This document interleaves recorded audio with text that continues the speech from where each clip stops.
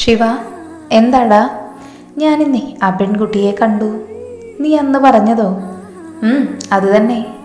ഇപ്രാവശ്യം ആ കുട്ടിയെ കണ്ടപ്പോഴെങ്കിലും എന്തെങ്കിലും ചോദിച്ചോ? ടാ, ആ പെൺകുട്ടി നിച്ചുവിൻ്റെ പെങ്ങളാണ്, കാർത്തു. ആണോ? ആടാ, പക്ഷേ ആ കുട്ടി ജോലിക്കാരിയായി നിൽക്കുക. നിച്ചുവിനെ കുറിച്ച് നീ അന്വേഷിച്ചോ? ഇല്ലടാ, അതിനുള്ള സമയമൊന്നും കിട്ടിയില്ല. ഇന്നൊരു കേസുണ്ടായിരുന്നു, അതിന് പുറകെ ആയിരുന്നു. നീ ഗുണ്ടാ പണി നിർത്തി യാദവ്. ഒരു പണിയിലേക്ക് ഇറങ്ങിയ ആ പണി നിർത്താൻ കുറച്ച് ബുദ്ധിമുട്ടാണ്. നീ നിലയ്ക്ക് നടന്നാൽ അധികം വൈകാതെ നിന്റെ ഫോട്ടോ ചുവരിൽ തൂങ്ങും. നീ ദേഷ്യപ്പെടാതെ, അധികം വൈകാതെ ഞാൻ നിർത്തും. ഇത് ഞാൻ കുറേ കേട്ടതാ. അല്ലടാ, ഇന്ന് വീട്ടിലേക്ക് പോകുന്നുണ്ടോ? ഇല്ല, നന്ദുവിനോട് ഉമ്മച്ചേച്ചിയുടെ അടുത്തേക്ക് പോയിക്കോ എന്ന് പറഞ്ഞിട്ടുണ്ടാ വന്നത്. പിന്നെ അവർ കുപ്പി പൊട്ടിച്ചതും രണ്ടാളും ഫിറ്റാവുന്നത് വരെ കുടിച്ചുറക്കത്തിലേക്ക് വീണു. രാവിലെ മോളെ കാത്തു, ഭാനുമ്മ വന്നോ? എന്തായി കുട്ടി, ഹോസ്പിറ്റലിൽ കൊണ്ടുപോയോ ഇന്നലെ? കൊണ്ടുപോയി, ഇതുവരെ ആയിട്ടും വന്നിട്ടില്ല. നല്ല കരച്ചിലായിരുന്നു. പെട്ടെന്ന് കാറിൻ്റെ സൗണ്ട് കേട്ടതും കാത്തുവും ഭാനുമ്മയും പുറത്തേക്ക് നോക്കി. മോനെ, മേഡത്തിന് എങ്ങനെയുണ്ട്? അഡ്മിറ്റാക്കി, 2 ദിവസം അവിടെ കിടക്കണം. പെട്ടെന്ന് അകത്തേക്ക് കയറി വരുന്ന ലച്ചുവിനെ കണ്ടതും കാത്തു അവിടെ നിൽക്കാതെ അടുക്കളയിലേക്ക് നടന്നു. എന്താടി എന്നെ കണ്ടപ്പോൾ ഇങ്ങോട്ട് വന്നത്? ലച്ചു ചേച്ചിക്ക് എന്താ വേണ്ടത്? 2 ജ്യൂസ് എടുക്ക്, എനിക്കും ദേവേട്ടനും. ദേവേട്ടൻ്റെ റൂമിലേക്ക് കൊണ്ടുവന്നാൽ മതി. ഞാൻ കൊണ്ടുവരാം. ലച്ചു അവളെ പുച്ഛിച്ച് നോക്കി പോയതും അവൾ ജ്യൂസ് ഉണ്ടാക്കി ദേവൻ്റെ റൂമിലേക്ക് നടന്നു. ഡോറ് ലോക്കായതുകൊണ്ട് തന്നെ അവൾ തട്ടി വിളിച്ചു. പെട്ടെന്ന് ലച്ചു വന്ന് വാതിൽ തുറന്നതും കാത്തു അവളെ ആകെ നോക്കി. അവളുടെ ആടി ഉലഞ്ഞ മുടിയും ചുളിഞ്ഞ ഡ്രസ്സും കണ്ടതും അവൾ കണ്ണടച്ചു നിന്നു. ഡോറ് ലോക്കായി കിടക്കുന്നത് കണ്ട് തിരിച്ചു പോകായിരുന്നില്ലേ നിനക്ക്? അത് ജ്യൂസ് തരാൻ. ഇങ്ങോട്ട് താ. അതും പറഞ്ഞ് ജ്യൂസ് വാങ്ങി വാതിൽ കൊട്ടിയടച്ചതും കാത്തു നിറഞ്ഞ കണ്ണുകളാൽ താഴേക്ക് നടന്നു. ഈ സമയം ദേവ് വാഷ്റൂമിൽ നിന്ന് ഇറങ്ങി വന്നതും ലച്ചുവിനെ കണ്ട് ഞെട്ടി. നീ എന്താ ഈ റൂമിൽ? നിന്നോട് പറഞ്ഞിട്ടില്ലേ വിവാഹം കഴിയുന്നത് വരെ ഇവിടെ കയറരുതെന്ന്? സോറി ദേവ്, ഇനി ആവർത്തിക്കില്ല. എന്നാ നീ താഴേക്ക് പോക്കോ, ഞാൻ വന്നോണ്ട്. ഞാൻ ഇറങ്ങുക, ഫ്രണ്ട്സിനെ കാണാനുണ്ട്. ഓക്കെ. ലച്ചു പുറത്തേക്ക് പോയതും ദേവ് ബെഡിലേക്ക് കിടന്നു. അങ്ങനെ ആ ദിവസം വേറെ കുഴപ്പങ്ങളൊന്നും ഇല്ലാതെ കടന്നുപോയി. 2 ദിവസത്തെ ഹോസ്പിറ്റൽ വാസം കഴിഞ്ഞ് ദേവിയമ്മ വന്നതും കാത്തുവിനെ വീണ്ടും ഓരോന്ന് ചെയ്യിപ്പിച്ചു. ഓരോ സാധനങ്ങൾ വാങ്ങാൻ പറഞ്ഞയക്കാനും തുടങ്ങി. ഭാനുമ്മേ, ഞാൻ വേഗം ഫ്രൂട്ട്സ് വാങ്ങി വരാം. ശരി മോളെ. ഈ സമയം റോഡിൽ യാദവ് ആരെയൊക്കെയോ അടിക്കുന്നത് കണ്ടതും കാത്തു ചുറ്റും നോക്കി. യാദവ് ഒരേ ആളുകളെ അടിച്ചിടുമ്പോഴും ഒരാൾ അവൻ്റെ കയ്യിലേക്കും വെട്ടിയതും പെട്ടെന്ന് കാത്തുവിൻ്റെ അലർച്ച കേട്ട് യാദവിൻ്റെ ശ്രദ്ധ അവളുടെ അടുത്തേക്ക് പോയി. പക്ഷേ പുറകിൽ ആരോ വീണ്ടും വെട്ടാൻ നിന്നതും അവൻ വേദന നോക്കാതെ എല്ലാവരെയും അടിച്ചിട്ടു. പിന്നെ അവൻ കാത്തുവിൻ്റെ അടുത്തേക്ക് നടന്നു. എന്താടി കിടന്നലറിയത്? വേദനയുണ്ടോ? അവൻ്റെ മുഖം മാറുന്നത് കണ്ടവൾ ചോദിച്ചു. അയ്യോ, നന്നായി ബ്ലഡ് വരുന്നുണ്ട്, ഹോസ്പിറ്റലിൽ പോവാം. അവൾ അതുകൂടെ പോകുന്ന ഓട്ടോയെ കൈ കാണിച്ചതും അവനെ നോക്കി. കയറ്. അവൻ കയറിയതും അവളും കൂടെ കയറി. പിന്നെ ഹോസ്പിറ്റലിൽ ചെന്ന് മുറിവ് ക്ലീൻ ചെയ്ത് കെട്ടിവെച്ചു. എന്നാൽ ഞാൻ പോട്ടെ, നേരം വൈകി. അവൻ മൂളിയതും അവൾ വേഗം തിരിഞ്ഞു നടന്നു. പക്ഷേ നടക്കുന്നതിനിടയിലും അവൾ തിരിഞ്ഞു നോക്കുന്നുണ്ടായിരുന്നു. ഈ സമയം അവളെ കുറേ നേരമായിട്ടും കാണാതെ വന്നതും ദേവിയമ്മ കളിയോടെ പുറത്തേക്ക് നോക്കിയിരുന്നു. കാത്തു വീട്ടിൽ വന്ന് കയറിയതും ദേവിൻ്റെ അമ്മ അവളെ ദേഷ്യത്തിൽ നോക്കി അവൾക്കരികിലേക്ക് നടന്നു. എവിടെയായിരുന്നു ഇത്രയും നേരം? അത് ഞാൻ. പറയടി. പെട്ടെന്ന് അവർ അവൾക്ക് നേരെ കൈവീശിയതും പുറത്തൂടെ വേദന അവരുടെ കയ്യിലേക്ക് കയറി. അയ്യോ മേഡം, എന്തുപറ്റി? എൻ്റെ മുൻപിൽ നിന്ന് കയറിപ്പോടി. കാത്തു പിന്നെ അവിടെ നിൽക്കാതെ അടുക്കളയിലേക്ക് നടന്നതും ഭാനു അമ്മയെ നോക്കി. ഭാനുമ്മേ, മോളെ, ആ സ്ത്രീ നിന്നെ വഴക്ക് പറഞ്ഞു? ഇല്ല. പിന്നെ അവിടെ നടന്നത് പറഞ്ഞതും ഭാനുമ്മ ചിരിച്ചു. പിന്നെ അവർ ഓരോന്ന് സംസാരിച്ച് കറിക്കുള്ളത് തയ്യാറാക്കി നിന്നു. യാദവ്, എന്താടാ പറ്റിയത്? ഒന്നുമില്ലടാ, ചെറുതായൊന്ന് വെട്ട് കിട്ടിയതാ. നിന്നെ ആരാ ഇവിടെ എത്തിച്ചത്? കാർത്തിക, നിച്ചുവിൻ്റെ പെങ്ങൾ. നിച്ചുവിനെ കുറിച്ച് നീ അവളോട് ചോദിച്ചോ? ഇല്ല. എന്നാലും ആ കുട്ടി എന്താ ആ വീട്ടിൽ ജോലിക്കാരിയായി നിന്നിട്ടുണ്ടാവുക? ആർക്കറിയാം. പിന്നെയും അവർ സംസാരിച്ചിരിക്കുമ്പോഴാണ് ഡോക്ടർ വന്നത്. ചെറിയ മുറിവായതുകൊണ്ട് തന്നെ അന്ന് തന്നെ ഡിസ്ചാർജ് ചെയ്തു. പിറ്റേന്ന് കാർത്തു അടുക്കളയിൽ നിൽക്കുമ്പോഴാണ് ദേവ് അവളുടെ അടുത്തേക്ക് വന്നത്. ഡീ, വേഗം പോയി റെഡിയായി വാ. എങ്ങോട്ടാ? അറിഞ്ഞാൽ മാത്രമേ നീ വരൂ. മര്യാദയ്ക്ക് വേഗം വാടി. കാത്തു പിന്നെ വേഗം റെഡിയായി വന്നതും അവൻ്റെ കാർ അവളെയും കൊണ്ട് ആ വീട്ടിൽ നിന്ന് കുതിച്ചു. പിന്നെ ഒരു ഓഫീസിന് മുൻപിൽ വണ്ടി നിർത്തിയതും അവൾ അവനെ നോക്കി. നമ്മൾ വക്കീലിനെ കാണാൻ വന്നതാ, ഡിവോഴ്സ് പെറ്റീഷൻ ഫയൽ ചെയ്യാൻ. ഇതും പറഞ്ഞവൻ കാറിൽ നിന്ന് ഇറങ്ങിയതും അവളുടെ കണ്ണുകൾ നിറഞ്ഞൊഴുകി. പിന്നെ അവിടുത്തെ എല്ലാ കാര്യങ്ങളും കഴിഞ്ഞിറങ്ങിയതും അവൻ അവൾക്ക് നേരെ പൈസ നീട്ടി. ദാ പിടിക്ക്, ഇനി ഓട്ടോ വിളിച്ച് പൊക്കോ. അവനത് പറഞ്ഞ് കാർ സ്റ്റാർട്ടാക്കി പോയതും കാർത്തു അവിടെ അടുത്തുള്ള മരച്ചുവട്ടിലിരുന്നു. ഇനി തൻ്റെ ജീവിതത്തിൽ എന്ത് സംഭവിക്കുമെന്നറിയാതെ. അങ്ങനെ ദിവസങ്ങളും മാസങ്ങളും കടന്നുപോയി. യാദവ്, എന്താടാ ശിവ? ഇന്ന് ഞാൻ ആ കാർത്തികയെ കണ്ടു. അതിനെ നിനക്കെങ്ങനെ അറിയാം കാർത്തികയെ? നീ കുട്ടിയെക്കുറിച്ച് പറഞ്ഞപ്പോൾ തന്നെ ഞാൻ അന്വേഷിച്ചു. അങ്ങനെ അവളുടെ ഫോട്ടോ കിട്ടി. വേറെ വിവരങ്ങൾ എന്തെങ്കിലും കിട്ടിയോ? ഞാൻ കൂടുതൽ ആ കുട്ടിയെപ്പറ്റി അന്വേഷിച്ചില്ല. അവളെപ്പറ്റി കൂടുതൽ അന്വേഷിക്കാനൊന്നും പോകണ്ട, നമ്മുടെ ആരും അല്ലല്ലോ. എന്നാൽ ഞാനിറങ്ങ. ശരിടാ. മോളെ കാത്തു. എന്താ ഭാനുമ്മേ? എന്താ മോളെ, സുഖമില്ലേ? കുറച്ച് ദിവസമായി എന്തോ ഒരു അസ്വസ്ഥത പോലെ. നമുക്കൊന്ന് ഡോക്ടറെ കാണിച്ചാലോ മോളെ? ഈ പെണ്ണെ, ഇതുവരെ ആയിട്ട് പോയില്ലേ നീ? ഞാൻ ഇറങ്ങാൻ നിൽക്കാം മേഡം. എന്നാൽ വേഗം പോകാൻ നോക്ക്. പിന്നെ എല്ലാം എടുത്തു വെച്ചില്ലേ? വെച്ചു. മോളെ, നീ കടയിലേക്കാണോ പോകുന്നത്? അല്ല അമ്മായി, വീട്ടിലേക്ക്. അവിടേക്ക് എന്തിനാ മോളെ പോകുന്നത്? ഈ സാധനങ്ങളെല്ലാം കൊണ്ടുകൊടുക്കാൻ പറഞ്ഞു. എന്നാൽ ഞാൻ ഇറങ്ങട്ടെ, ഇപ്പോൾ ഒരു ബസ്സുണ്ട്. മോള് പോയി വാ.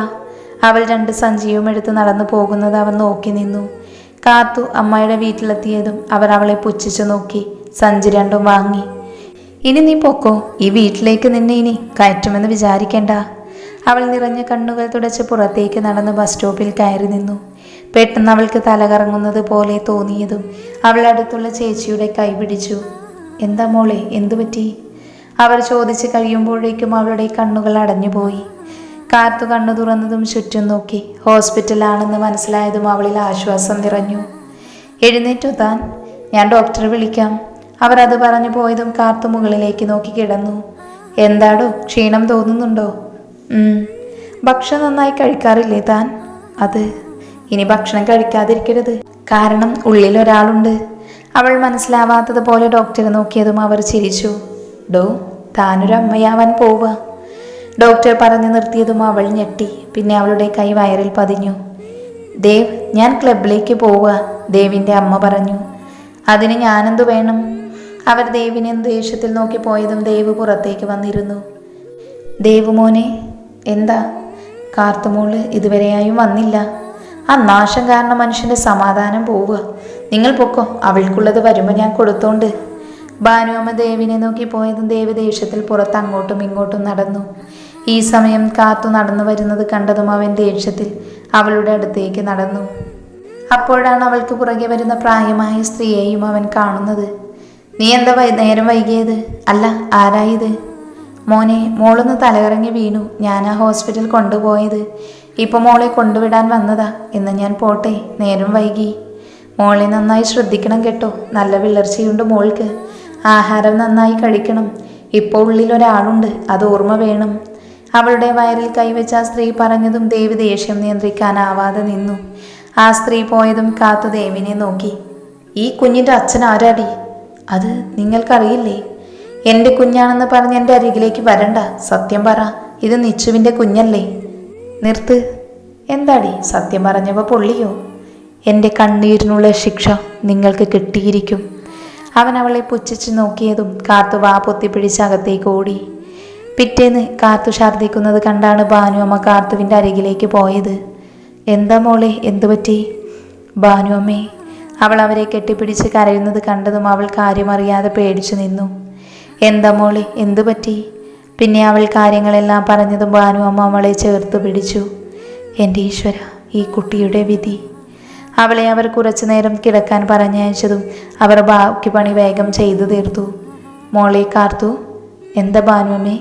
ഞാൻ ഇറങ്ങാം മോളെ. എന്താ അമ്മേ ഉച്ചയ്ക്ക് ഇറങ്ങുന്നത്? എൻ്റെ ജോലി ഉച്ചവരെയാക്കി മേഡം. അമ്മ പൊയ്ക്കോ. അവൾ വേദനയോടെ അവളെ നോക്കിയതും അവൾ എഴുന്നേറ്റ് കൈയും കാലും മുഖവും കഴുകി വന്നു. മോളെ, കഴിക്കാനെടുത്തു വെക്ക്, ദേവിൻ്റെ അച്ഛൻ പറഞ്ഞു. ശരി സർ. എന്നെ സാറൊന്നും വിളിക്കണ്ട, മേഡം അറിഞ്ഞ എന്നെ കൊല്ലും. അതും ശരിയാ. സാർ ഇരുന്നോളൂ, ഞാൻ കഴിക്കാനെടുക്കാം. പെട്ടെന്ന് ബെല്ലടിക്കുന്ന ശബ്ദം കേട്ടതും കാത്തു വേഗം പുറത്തിരുന്ന് നടന്നു. സർ, പാഴ്സലാണ്. അത് മോൾക്ക് വേണ്ടി ഞാൻ വരുത്തിയതാ. എനിക്കോ? മസാല ദോശയാണ്. ഈ സമയത്ത് മോൾക്ക് കഴിക്കാൻ തോന്നും. അവൾ ഞെട്ടി അയാളെ നോക്കിയതും ദേവിൻ്റെ അച്ഛൻ ചിരിച്ചു.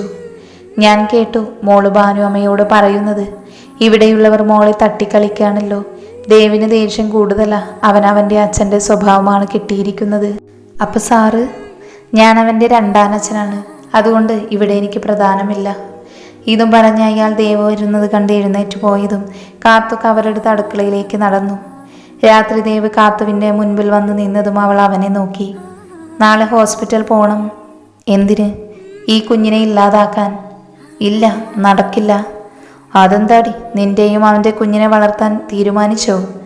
തീരുമാനിച്ചു. അതിന് തനിക്കെന്താ? താൻ എൻ്റെ ആരാ? പറ. ഈ കുഞ്ഞിനെ ഇല്ലാതാക്കാൻ തനിക്കൊരു അവകാശവുമില്ല. ഞാൻ വളർത്തും എൻ്റെ കുഞ്ഞായി തന്നെ. ഒരിക്കലും അച്ഛനായി തന്നെ കാണിച്ചു കൊടുക്കില്ല. എൻ്റെ ജീവിതാവസാനം വരെ ആ ഒരു ഉറപ്പ് പോലെ തനിക്ക്. അവൾ അവനെ നോക്കാതെ ബാൽക്കണിയിലേക്ക് പോയതും ദേവ് അവിടെയുള്ള സാധനങ്ങളെല്ലാം വലിച്ചു വാരിയിട്ടു. മോളെ കാത്തു. എന്താ ഭാനുവമ്മേ? ദാ ഇതൊക്കെ കഴിക്ക്. ഇതൊക്കെ എവിടുന്നാ? ഞാൻ മോൾക്ക് വേണ്ടി ഇന്നലെ പോയി ഉണ്ടാക്കിയതാ. മടിച്ചു നിൽക്കാതെ കഴിക്ക്. അവൾ നിറഞ്ഞ കണ്ണാൽ ഭാനുവമ്മയെ നോക്കി നിന്നതും അവർ അവളുടെ വായിൽ വെച്ചു കൊടുത്തു. അവൾ സന്തോഷത്തോടെ അവർ കൊടുത്തതെല്ലാം കഴിച്ചു. അങ്ങനെ ദിവസങ്ങൾ ആർക്കും കാത്തു നിൽക്കാതെ ഓടിമറഞ്ഞു. അതുപോലെ കാത്തുവിൻ്റെ വേദനകളും. പക്ഷേ ആ വേദനയിലും താങ്ങായി ഭാനുവമ്മയും ദേവിൻ്റെ അച്ഛനും ഉണ്ടായിരുന്നു. കാത്തുമോളെ, നീ അറിഞ്ഞോ? 2 ദിവസം ആ തള്ള ഇവിടെ ഉണ്ടാവില്ല. എങ്ങോട്ടാ ട്രിപ്പ് പോവുക? ദേവുമോനോട് പറഞ്ഞത് ഞാൻ കേട്ടതാ. 2 ദിവസം സമാധാനം ഉണ്ടാവുമല്ലോ അമ്മേ. അതേ മോളെ, പിന്നെ സാറും പോകുന്നുണ്ട്. അപ്പോൾ ദേവ് സാറ് പോകുന്നില്ലേ? ആർക്കറിയാം. പണി ചെയ്യാതെ രണ്ടാളും സംസാരിച്ച് നിൽക്കുകയാണോ ഇവിടെ? അത് മേഡം, ഞാൻ ഉച്ചയ്ക്ക് എന്തുണ്ടാക്കുമെന്ന് ചോദിക്കുമായിരുന്നു. ഉച്ചയ്ക്ക് ഒന്നും വേണ്ട. ദേവ് രാത്രി വരും. അപ്പം അവൻ്റെ ഇഷ്ടത്തിന് ഉണ്ടാക്കിയാൽ മതി. ഞാൻ 2 ദിവസം ഇവിടെ ഉണ്ടാവില്ല. അതുകൊണ്ട് ഭാനു 2 ദിവസം കഴിഞ്ഞ് വന്നാൽ മതി. വേലക്കാരിയായി ഇവളുണ്ടല്ലോ അതുവരെ. അല്ല, നിനക്കെന്താടി ക്ഷീണം? ഒന്നുമില്ല മേഡം. എന്ന് ഞങ്ങൾ ഇറങ്ങുക. ഇതും പറഞ്ഞവർ പോയതും ദേവിൻ്റെ അച്ഛൻ അവരുടെ അടുത്തേക്ക് വന്നു. മോളെ, ഇത് വെച്ചോ. എനിക്ക് ക്യാഷൊന്നും വേണ്ട സർ. പിടിക്കും മോളെ. എന്ന് ഞാൻ ഇറങ്ങുക. അയാൾ പോയതും ഭാനുവമ്മ കാത്തുവിനെ നോക്കി. മോളെ, ഞാനെന്നാ പോട്ടെ. ഇന്ന് ഡോക്ടറെ കാണിക്കാൻ പോവണം. ഭാനുവമ്മ പോയിക്കോ. അവിടെ വേറെ പണിയൊന്നുമില്ലല്ലോ. ഭാനുവമ്മ യാത്ര പറഞ്ഞിറങ്ങിയതും കാത്തു വാതിലൊക്കെ അടച്ചു കിടന്നു. വൈകിട്ട് ബെല്ലടിക്കുന്ന ശബ്ദം കേട്ടതും കാത്തു ജനലിൽ കൂടെ നോക്കി. ദേവാണെന്ന് കണ്ടപ്പോൾ വാതിൽ തുറന്നതും അവൻ തലയിൽ കൈവച്ച് അവളെ നോക്കാതെ പോയതും കാത്തു പണിയിലേക്ക് കടന്നു. രാത്രി ദേവ് ഭക്ഷണം കഴിക്കാൻ വന്നില്ലെന്ന് കണ്ടതും അവൾ മുറിയിലേക്ക് നടന്നു. അവൻ കട്ടിൽ മൂടി പുതച്ച് കിടക്കുന്നത് കണ്ടതും അവൾ അവനെ നോക്കി. സർ. അവനെ എഴുന്നേറ്റുനിന്ന് കണ്ടതും അവൾ അവൻ്റെ നെറ്റിയിൽ കൈവച്ചു. നല്ല പൊള്ളുന്ന പണിയാണെന്ന് കണ്ടതും അവൾ തുണി നെറ്റിയിൽ നനച്ചു കൊടുത്തു. ഒരുവിധം അവനെ എഴുന്നേൽപ്പിച്ചതും അവൾ അവനെ കഞ്ഞി കൊടുത്തു. പിന്നെ മരുന്നും കൊടുത്ത് കിടത്തി. രാവിലെ ദേവ് എഴുന്നേറ്റതും ലച്ചുവിനെ കോളാക്കി. അവൾ എടുക്കുന്നില്ലെന്ന് കണ്ടതും സഞ്ജുവിനും കോൾ ചെയ്തു. 2 പേരും എടുക്കുന്നില്ല എന്ന് കണ്ടതും അവൻ ദേഷ്യത്തിൽ കാത്തുവിനെ തട്ടി വിളിച്ചു. എന്ത് സർ, പനി കുറവില്ലേ? ഈ നമ്പറിൽ ഡോക്ടറെ വിളിക്ക്. അവൻ അടഞ്ഞ സൗണ്ടിൽ പറഞ്ഞതും അവൾ വേഗം ഡോക്ടറെ വിളിച്ചു. 10 മിനിറ്റിനു ഡോക്ടർ വന്നതും ദേവിനെ പരിശോധിച്ച് ഒരു ഇഞ്ചക്ഷൻ എടുത്ത് ഗുളിക കൊടുത്തു പോയി. 2 ദിവസം അവൾ തന്നെ അവൻ്റെ എല്ലാ കാര്യങ്ങളും നോക്കി. ഈ സമയമൊന്നും അവൻ അവളെ വഴക്ക് പറയുകയോ മാറ്റി നിർത്തുകയോ ചെയ്തില്ല. അവളോട് അവൻ സംസാരിക്കുകയും ചെയ്തിരുന്നു. അതുകൊണ്ട് തന്നെ ആ പാവം പൊട്ടിപ്പെണ്ണിൻ്റെ മനസ്സിൽ പുതിയ പ്രതീക്ഷകൾ നൽകി. അതുപോലെ ഇടയ്ക്കിടയ്ക്ക് അവൻ്റെ കണ്ണുകൾ അവളുടെ വയറിലേക്ക് പതിഞ്ഞിരുന്നു. അത് കാത്തു കണ്ടെങ്കിലും കണ്ടില്ല എന്ന് നടിച്ചു നടന്നു. 2 ദിവസത്തിനു ശേഷം ഭാനുവമ്മ വന്നതും കാത്തു നടന്നതെല്ലാം അവരോട് പറഞ്ഞു. പെട്ടെന്ന് ദേവ് അടുക്കളയിലേക്ക് കയറി വന്നതും കാത്തുവിനെ നോക്കി ചിരിച്ചു. കാത്തു, തനിക്കെന്തെങ്കിലും കഴിക്കാൻ തോന്നുന്നുണ്ടോ ഇപ്പോൾ? ഇല്ല ദേവേട്ട. എന്നാൽ ഞാൻ ഇറങ്ങുക. അവളോട് അവൻ യാത്ര പറഞ്ഞു പോയതും അവൾ ഭാനുവമ്മയെ നോക്കി. അമ്മേ, എനിക്കെന്തൊക്കെയോ സംശയങ്ങൾ പോലെ. എനിക്കുണ്ട് മോളെ, അതുകൊണ്ട് കൂടുതൽ അടുക്കണ്ട. രാത്രി കാത്തു ഫുഡ് കഴിച്ച് ദേവിൻ്റെ അമ്മയുടെ റൂമിലേക്ക് വെള്ളം കൊടുക്കാൻ കയറുമ്പോഴാണ് ദേവിൻ്റെ അമ്മയുടെയും ദേവിൻ്റെയും ശബ്ദം കേട്ടത്. അതുകൊണ്ട് അവൾ തിരിഞ്ഞു പോവാൻ നിൽക്കുമ്പോഴാണ് അവളുടെ പേര് കേട്ടത്. പിന്നെ അവർ പറയുന്നത് കേൾക്കാൻ മറഞ്ഞു നിന്നു. അവർ പറയുന്നത് കേട്ടതും അവൾ വാ പൊത്തി കരഞ്ഞു. ഈ സമയം തന്നെ താഴേക്കുന്ന് ബെൽ മുഴങ്ങിയതും അവൾ വേഗം താഴേക്കിറങ്ങി. അടുക്കള വശത്തെ ചെറിയ റൂമിൽ നിന്ന് ബാഗുമെടുത്ത് അവൾ കോരിച്ചൊരിയുന്ന മഴയിൽ പുറത്തേക്കോടി.